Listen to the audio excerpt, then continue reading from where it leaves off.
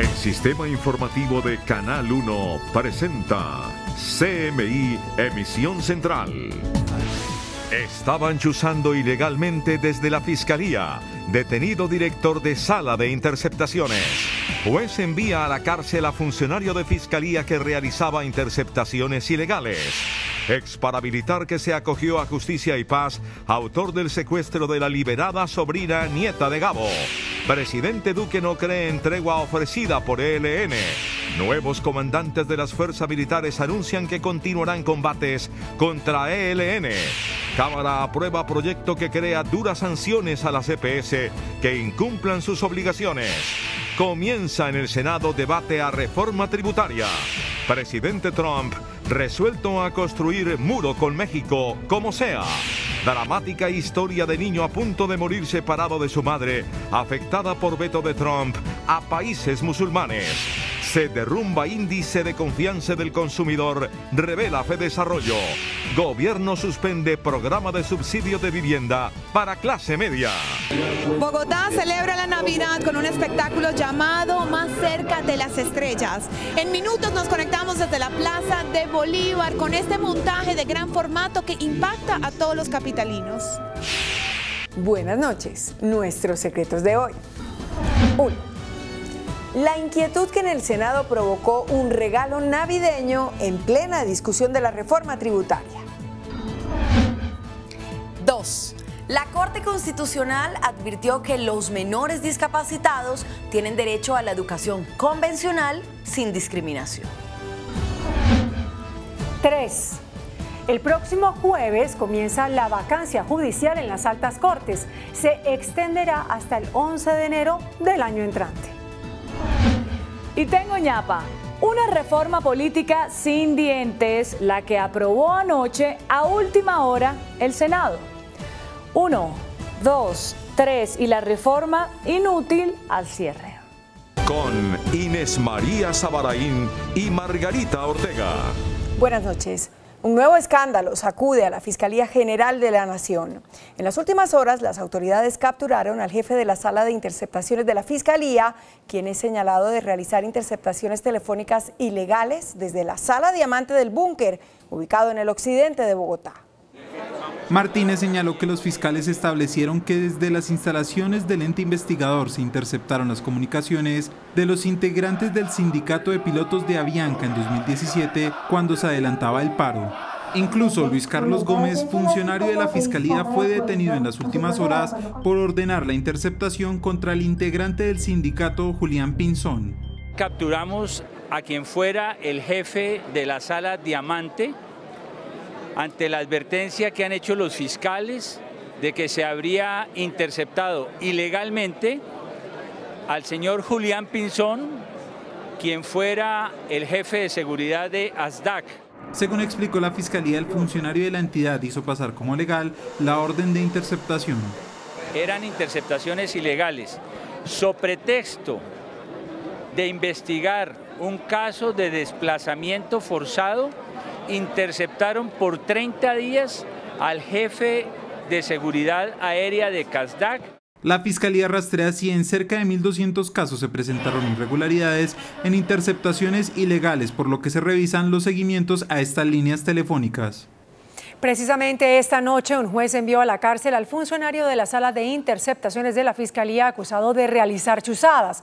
Deberá responder por falsedad ideológica, violación ilícita en comunicaciones y falsedad en documento público. La juez 26 de Control de Garantías imputó 3 delitos a Luis Carlos Gómez Góngora por haber supuestamente interceptado a uno de los miembros de la Asociación de Aviadores, ACDAC.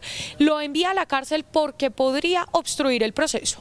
Objetivo para que sea procedente la medida que solicita la Fiscalía, por cuanto está claro que las conductas que fueron imputadas al señor Luis Carlos Gómez Góngora pues se ajustan a lo previsto por este numeral segundo del artículo 303. A su salida, Góngora, cubriendo su rostro, dijo que ha sido amenazado. Temo por mi vida, temo por mi vida. ACDAC se pronunció y asegura que apenas empieza a descubrir una olla podrida. Estamos hablando de 250 procesos disciplinarios aproximadamente, en donde Avianca no pudo durante los procesos disciplinarios demostrar de dónde sacó las pruebas con las cuales está imputando a los pilotos. El sitio de reclusión será definido en las próximas horas. Un ex paramilitar lideraba la banda delincuencial que tenía secuestrada a la sobrina nieta de Gabriel García Márquez en el Magdalena, quien fue rescatada por las autoridades. Melissa fue rescatada la mañana de hoy en la región de Palmor, estribaciones de la Sierra Nevada de Santa Marta. El drama del secuestro duró 115 días. La mujer, en buen estado de salud, fue remitida a la clínica de la policía para ser valorada por los médicos. Un seguimiento muy detallado en todo el trabajo de investigación con la Fiscalía General de la Nación, que nos permite ubicar toda la estructura delictiva y saber el momento apropiado de intervenir. La empresaria la tenía una banda de 14 personas, todos capturados, y su jefe era el exparamilitar Rigoberto Rojas Mendoza, quien gozaba de libertad luego de acogerse a Justicia y Paz. Tenemos 14 capturados en este momento, delincuencia común, paramilitares, FARC, ELN, una cantidad de delincuentes. La mujer empresaria era sobrina nieta del desaparecido Nobel de Literatura Gabriel García Márquez y fue secuestrada en la zona bananera del Magdalena el pasado 23 de agosto y pedían por su liberación $5 millones. Presidente Iván Duque le restó trascendencia al anuncio del ELN de decretar una tregua de fin de año y dijo que ni siquiera la calificará porque aseguró que ese grupo armado está acostumbrado a que mientras habla de paz, hace la guerra. Durante la ceremonia de reconocimiento y presentación de la nueva cúpula militar en la Escuela Militar de Cadetes en Bogotá, el presidente Iván Duque expresó su desconfianza con el ELN y admitió que no cree en la tregua anunciada por ese grupo para estas Navidades. La única manera que puede haber confianza en un verdadero gesto de paz es con la liberación de todos los secuestrados y que se le ponga fin a todas las actividades criminales. El presidente aseguró que esta cúpula es un símbolo de paz. Aquí no hay cúpulas de la paz o cúpulas de la guerra. Aquí hay una sola cúpula y es la cúpula que trabaja para proteger la vida, la honra y los bienes del pueblo colombiano en todo el territorio. Asimismo, el jefe de Estado exhortó a las fuerzas militares a ser implacables contra el Clan del Golfo, los Pelusos, los Caparrapos, así como hacer presencia en los territorios en los que el narcotráfico busca afincarse con el fin de destruirlo.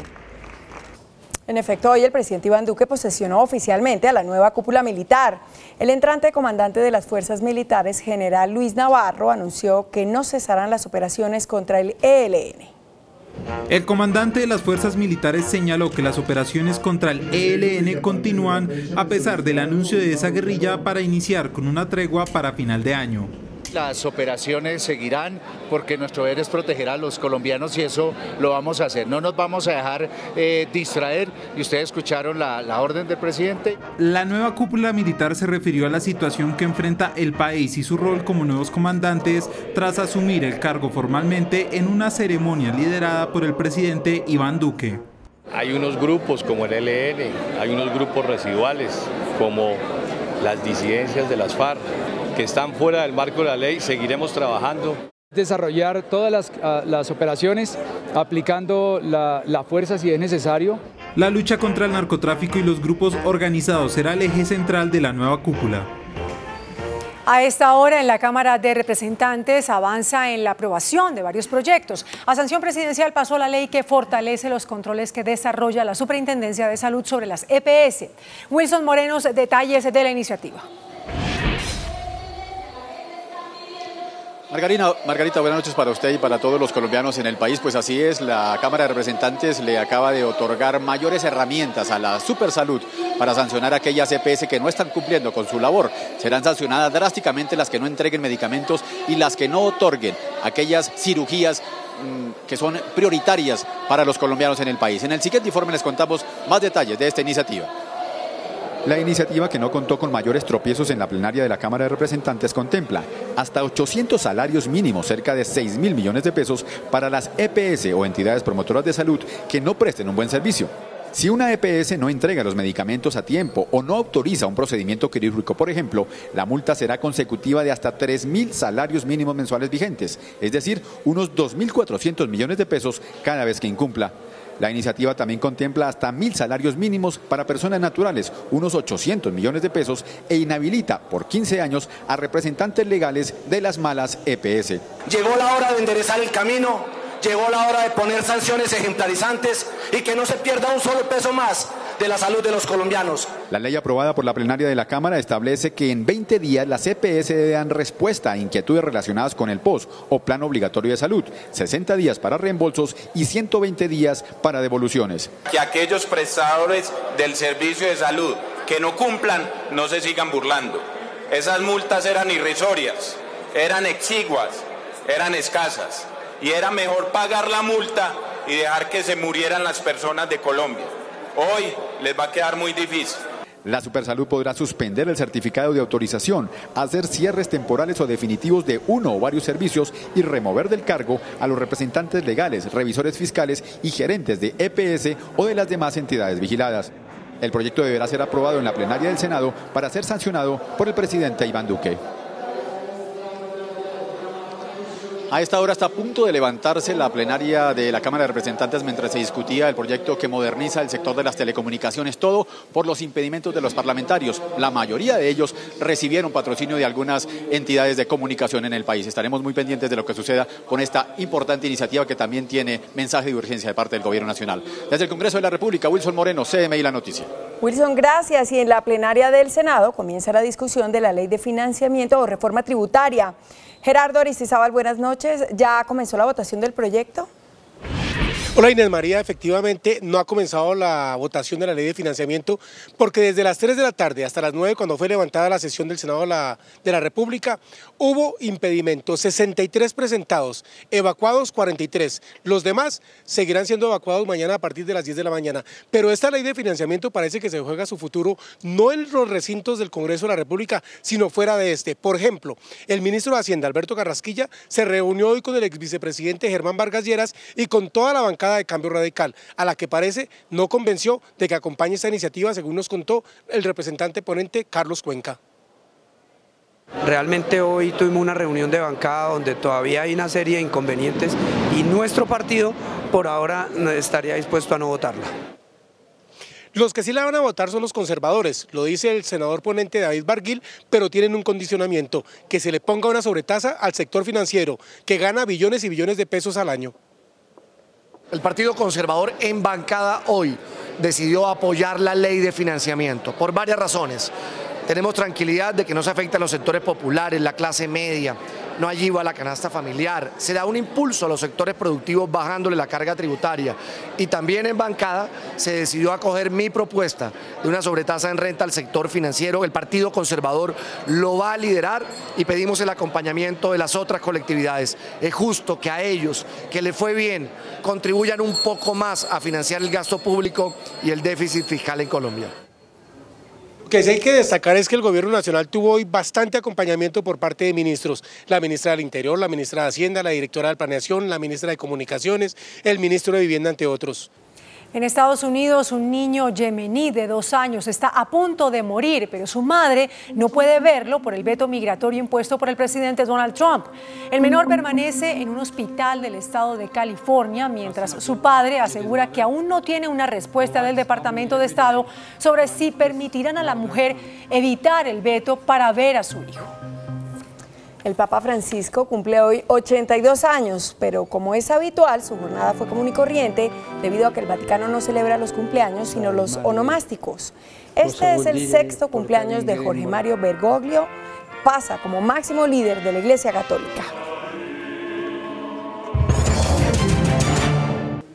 El director de Fedesarrollo, Luis Fernando Mejía, reveló que el índice de confianza al consumidor en noviembre cayó a uno de los niveles más bajos de toda la historia.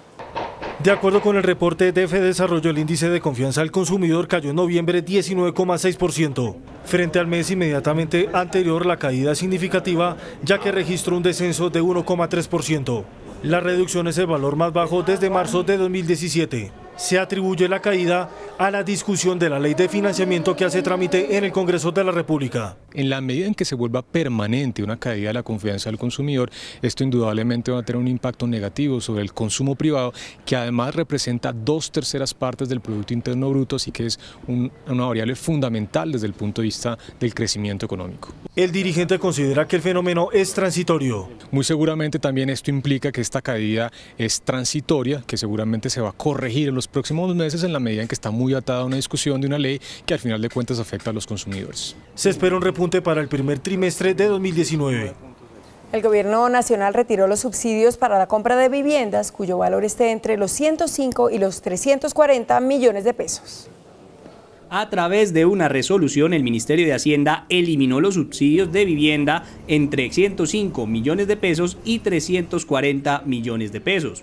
Los gremios mostraron su preocupación por esta decisión. Pero ¿qué me preocupa? La inversión en finca raíz para los colombianos, su vivienda, poder adquirir su vivienda en el 2019 y tener beneficios, pero ya vemos que en este momento pues esto no va a ser posible. Es clarísimo el mensaje que las personas que tengan un recaudo mayor o que tengan unos ingresos mayores puedan aportar y ayudar a lo que está sucediendo en el país.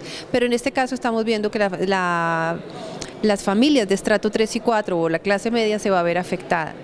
En total fueron 20.000 subsidios los que se retiraron de este programa de vivienda. Sin embargo, el gobierno nacional precisó que las viviendas de interés social no se verán afectadas por esta medida. El índice de capitalización de la bolsa, que mide el comportamiento de las 20 principales acciones, cerró a la baja. El índice de capitalización de la Bolsa de Valores de Colombia bajó 1,74% a 1.335 puntos. La acción de Conconcreto fue la que más subió, con una valorización de 3,45% a 328 pesos. La acción preferencial del Grupo Aval fue la que más cayó, con una pérdida de 5,27% a 952 pesos. La acción más negociada de la jornada fue la de Ecopetrol, al movilizar más de 16.000 millones de pesos. El dólar cerró a la baja. Indicadores económicos del día en CMI. Por 10º año consecutivo, Banco Avevilla recibe las más altas calificaciones, porque la capacidad para cumplir con sus obligaciones es sumamente fuerte. Banco Avevillas presenta los indicadores económicos. La tasa representativa del mercado que regirá para mañana martes será de 3.188 pesos con 66 centavos. Los profesionales del cambio compran la divisa en promedio en 2.930 pesos y la venden en 2.970 pesos. Un euro cuesta 3.626 pesos con 50 centavos. La libra de café en Nueva York se cotizó a $1. El azúcar se transó en 12,48 centavos de dólar la libra. El barril de petróleo WTI se cotizó en $49 con 45 centavos. La referencia Brent para Colombia se cotizó en $58 con 70 centavos. Una acción de Ecopetrol cuesta 2.875 pesos. El mismo creador de este espectáculo en la Plaza de Bolívar de Navidad hace el montaje de Kobe en Japón, una nueva tradición asiática en esta época del año. Verán las imágenes en minutos cuando nos conectemos desde la Navidad más cerca de las estrellas.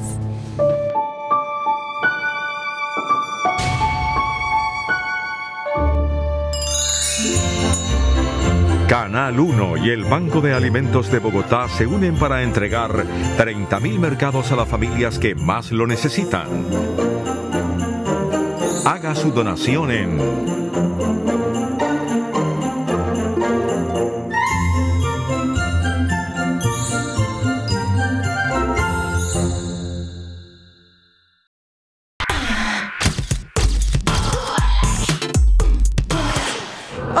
Muy buenas noches para todos, me encanta saludarlos como siempre, feliz inicio de semana. Hoy nos conectamos desde la Plaza de Bolívar en Bogotá, donde se realiza el espectáculo más cerca de las estrellas, brindado por la alcaldía para celebrar esta época del año. Es un montaje de gran formato que ha impactado a todos los capitalinos. Bicicletas flotantes, bailarinas con gigantescos vestidos volando, un show de mapping y pirotecnia componen Más cerca a las estrellas, el show que ofrece este año la Alcaldía de Bogotá en la Plaza de Bolívar. El espectáculo está a cargo de la compañía italiana Studio Festi, a la cabeza de Valerio Festi. Il Sud America per noi europei è sempre un sogno, è un paese che contiene dei misteri, delle leggende.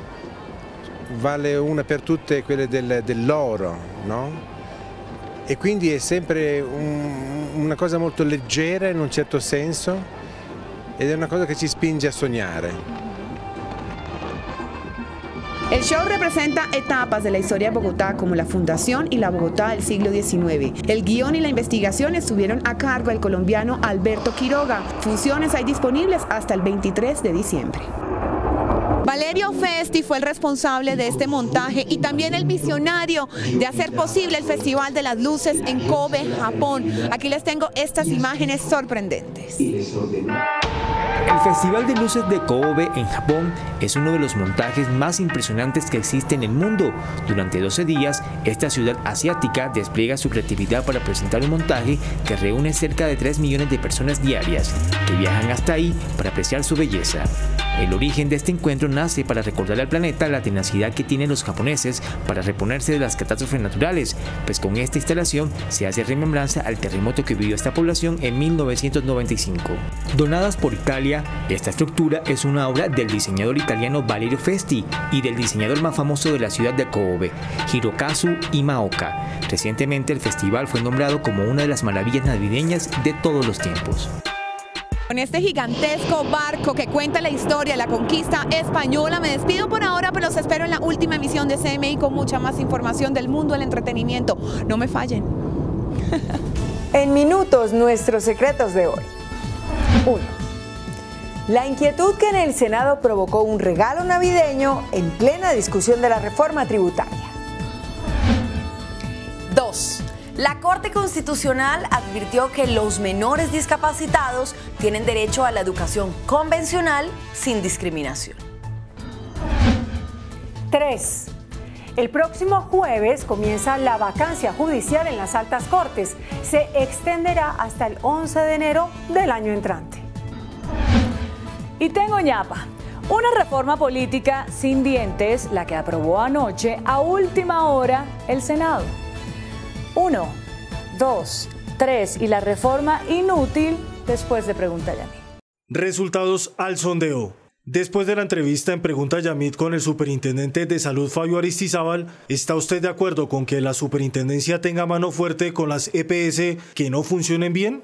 Sí, 95,43%. No, 4,57%. Pues ojalá se cumpla el anuncio del señor superintendente de salud. Muy buenas noches. Después de más de 2 meses de paro universitario, se logró un acuerdo entre el estudiantado, los profesores, los rectores y el gobierno. La opinión pública se quedó con la idea de que la solicitud básica de los estudiantes era que se les destinara ya 500.000 millones de pesos para cubrir este año el pasivo de las universidades de Colombia. Pero al revisar el acuerdo que se firmó entre el gobierno de los estudiantes y los profesores, no se encuentra ninguna destinación de 500.000 millones de pesos. O por lo menos yo no la vi. Por eso hemos invitado a la señora ministra de Educación, la señora doctora María Victoria Angulo, para que nos explique cómo es el enredo de los 500.000 millones de pesos que no aparecen en el acuerdo. Bueno, buenas noches, Yamida, a usted, a todos los televidentes. Ministra, muchas gracias. Yo creo que es un espacio importante que usted nos da para contarle al país en qué consiste el acuerdo. Me harán muchas preguntas alrededor de este espacio, pero le concreto la primera que me formula, y es justamente, me oyeron en muchos micrófonos y al señor presidente decir, este año en la vigencia 2018 no hay los 500.000, pero encontremos salidas dentro del plan de desarrollo. Entonces, sí está Yamid dentro del acuerdo, hace parte del plan de pasivos, 500.000 millones, claro, las universidades van a poner sus cifras en orden, van a hacer los respectivos reportes y vamos a tener recursos 3 años para poder honrar el tema de pasivos, y adicionalmente a eso usted sabe que hay recursos de inversión, regalías y base, que ya me hará usted las preguntas pertinentes, pero ahí están los 500.000 millones de una forma pues que podíamos cumplirlo de forma responsable y real, porque usted puede hacer promesas y no tener asidero de recursos. Entonces ahí están, y será un plan de saneamiento de pasivos durante 3 años. Supongo que como los estudiantes no recibieron respuesta este año, no, y supongo que no se quedaron quietos, sino que hubo una fórmula que los convenció de que esa era la salida. De acuerdo, yo creo que hubo varias fórmulas, que es parte de lo que está consagrado en el acuerdo, para si usted ver cada tema que estaba en la agenda estudiantil y en la agenda de maestros, darle una lectura e incorporarlos a los 4 años de gobierno del presidente. Es decir, a ver, el pasivo de las universidades, lo que han dejado de recibir desde el año 96, cuando se hizo el acuerdo. 92, cuando es la ley 30. ¿Cuánto vale? Bueno, hay muchas estimaciones sobre ello. Había una estimación de 15 billones de inversión 15. Y de alrededor de 3 de la base. ¿Cómo responde un gobierno en estos 4 años que tenemos? Va a haber 1.34 billones a la base, reales, 17 puntos porcentuales adicionales.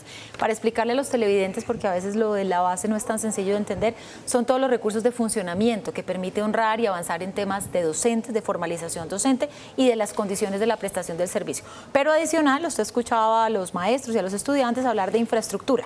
Y para ello vamos a tener los recursos de regalías, que ascienden por más de 1.5 billones en el bienio, gracias al trabajo con gobernadores y Congreso, y adicionalmente 1.35 billones de inversión, donde está el plan de saneamiento de pasivos, que usted me preguntaba, que son 500.000 y 850.000 millones más. En suma, si usted fuera rector de una universidad pública o de una institución de educación pública, va a tener en estos 4 años a disposición recursos de funcionamiento, recursos de inversión para infraestructura, para todo el tema de formalización docente, recursos de bienestar universitario, recursos para dotaciones, para laboratorios. Así que yo creo que tenemos un gran reto con los rectores y con los estudiantes y los maestros de hacer una muy buena veeduría y ya presentarle al país resultados de todos estos recursos, pues, que van a mostrar en las regiones. Mejor dicho, dinero para mayores ingresos del profesorado. Mejores sueldos, abiertamente. Para formalización, Yamit, usted sabe que en las universidades se encuentra maestros de planta, maestros ocasionales. Entonces, tener unos recursos de base tan importantes le permiten a cada rector hacer un plan de formación docente y además, ojo, le cuento una cosita, están todas las becas de doctorado también para los maestros, que es un tema bien importante para ellos. Y segundo, la obra misma, la infraestructura de las universidades. De acuerdo. Sí, señor. ¿Y qué otro gran acuerdo hubo dentro del acuerdo final, inmediatamente después de conocer al ministro?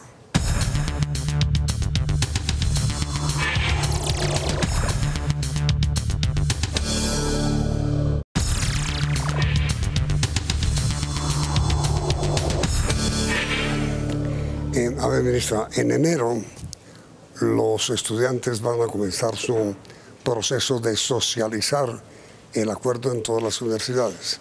Anticipémonos un poquito a la tarea de los estudiantes y explíquenos. Bueno, buen punto, Yamit, para que todos los colombianos entiendan qué contempla este acuerdo. Lo primero, usted lo ha mencionado en la primera parte del programa, y son más de 4.5 billones a la base, incluyendo regalías, inversión, plan de pasivos y recursos de excedentes de cooperativas, que es un esfuerzo importante. De acuerdo. Pero además, este trabajo que hicimos con los estudiantes y los maestros no solo contemplaba el hoy o al 2022. Tenemos que hacer el esfuerzo por hacer reformas importantes.